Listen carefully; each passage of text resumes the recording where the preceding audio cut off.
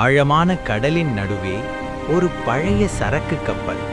அந்த கப்பலில் ராஜா என்ற ஒரு சாதாரண கடலோடி. 10 மாதங்களாக குடும்பத்தை பார்க்காத மனசு. ஒவ்வொரு இரவும் வானத்தை பார்த்து அவன் கேட்கும் ஒரே கேள்வி, என் மகள் இப்போ தூங்கி இருப்பாளா? திடீரென்று கடல் கோபமாயிற்று. புயல் எழுந்தது. அலைகள் கப்பலை மட்டுமல்ல, மனிதர்களின் நம்பிக்கையையும் மாட்டியது. அப்போது ராஜா சொன்னான், இந்த கப்பல் மட்டும் இல்லை, நம்ம மனசும் வலிமையாயிருந்தாதான் கரை கிடக்கும். புயல் ஓய்ந்தது.